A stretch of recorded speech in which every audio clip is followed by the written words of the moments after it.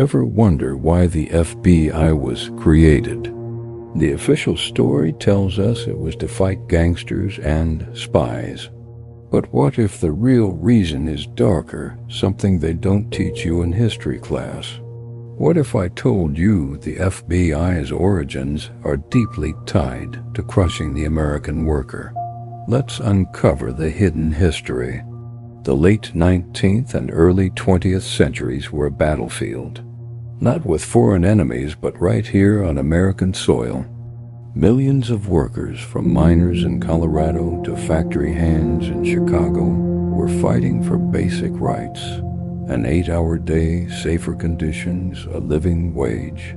Their primary weapon? The strike. And the business titans of the era, the Carnegies, the Rockefellers, the Pullmans, were terrified. They saw organized labor not as a cry for justice, but as a threat to their empires. They needed a force to protect their profits, a force that could operate above local police and outside public scrutiny. Enter the private detective agencies, like the infamous Pinkertons. They were essentially a private army for hire. Their agents would infiltrate unions, provoke violence, and act as strikebreakers. They were spies, thugs, and saboteurs, all rolled into one, and they answered only to the corporations that paid them. The Homestead Strike of 1892 is a chilling example. When Andrew Carnegie's steelworkers went on strike, his manager hired hundreds of Pinkerton agents. A bloody battle erupted, leaving many dead and wounded. This was the model. Private force used to smash public dissent. But relying on private armies was messy and bad for public relations. The industrialists needed something more official, something with the stamp of government authority. In 1908, Attorney General Charles Bonaparte, a man with deep ties to the corporate world, decided to create a new federal investigation unit. Congress actually voted against it, fearing it would become a secret police force. But President Theodore Roosevelt, a man who talked a big game about trust-busting, but often sided with corporate interests, used an executive order to create it anyway. The Bureau of Investigation, the future FBI, was born. And who were its first agents? Many were former Pinkertons and other private detectives, the very men who had spent their careers cracking heads for corporations. Their expertise wasn't in solving federal crimes. There were very few back then. Their expertise was in union busting. They brought their old playbook with them. Surveillance, infiltration, and disruption. The target just changed from a corporate client to a national threat. The new bureau quickly got to work. Their focus wasn't on bank robbers. It was on labor organizers. Groups like the Industrial Workers of the World, or the Wobblies, became public enemy number one. The Wobblies were radical, yes, but their goal was to unite all workers into one big union to demand better conditions. The Bureau saw them as a revolutionary threat.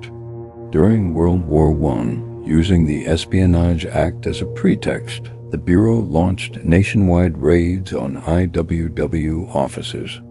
They arrested hundreds of leaders, seized documents, and effectively dismantled the organization.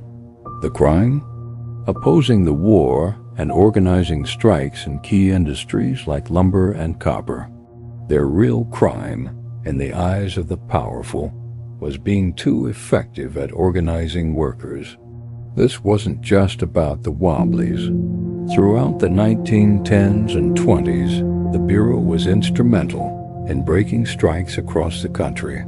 They would feed misinformation to the press, branding strikers as violent anarchists, communists, or German sympathizers. They worked hand in glove with local police and company guards to intimidate, arrest, and beat striking workers. The goal was always the same: to break the strike and get the workers back on the production line on the company's terms.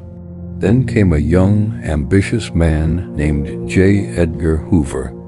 He took over the Bureau in 1924 and transformed it into the FBI we know today. Hoover perfected the art of surveillance and public relations. He was a master at creating a public image of the FBI as heroic G-men chasing down celebrity gangsters like John Dillinger, Machine Gun Kelly. This was a brilliant PR move. It shifted public attention away from the Bureau's anti-labor activities and created a myth of the apolitical, all-American crime fighter. But behind the scenes, the war on labor continued, and it intensified. Hoover was pathologically anti-communist and saw a union organizer behind every corner. He created massive illegal files on millions of Americans, especially anyone involved in labor unions, civil rights, or any form of protest. If you were a union leader in the 1930s, 40s, or 50s, it was almost guaranteed the FBI had a file on you. They tapped phones, opened mail, and used informants to spy on union meetings. The goal was to find any dirt, real or manufactured, that could be used to discredit and remove effective labor leaders. They would leak information to friendly journalists or congressional committees, like the infamous House Un-American Activities Committee, to publicly smear their targets as communists. This campaign had a devastating effect. It created a climate of fear and paranoia within the labor movement. Unions were forced to spend huge amounts of time and money purging their own ranks of anyone accused of being a Red, often getting rid of their most dedicated and effective organizers in the process. This internal conflict weakened the entire labor movement from the inside out, exactly as Hoover and his corporate allies intended. The fight for workers' rights was subverted into a paranoid witch hunt. Even the most revered figures were not safe. The FBI relentlessly surveilled Martin Luther King Jr., not just for his civil rights work, but specifically because of his strong support for labor unions. In the months before his assassination, King was organizing the Poor People's Campaign and had gone to Memphis to support a sanitation workers' strike. The FBI saw this alliance between the civil rights and labor movements as a dangerous threat to the status quo. They did everything in their power to disrupt his work, using wiretaps and blackmail attempts to try and destroy him.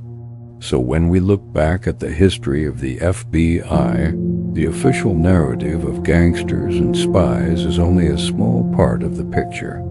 From its very inception, a core, if unspoken, mission was to protect the interests of corporate power by undermining organized labor.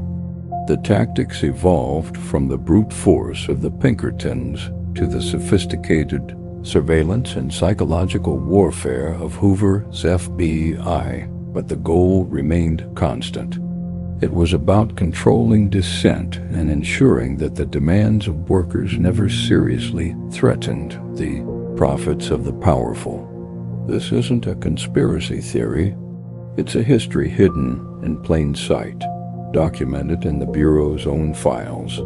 The real story of the FBI is the story of a battle for the soul of America, a battle that continues to this day. Thanks for watching.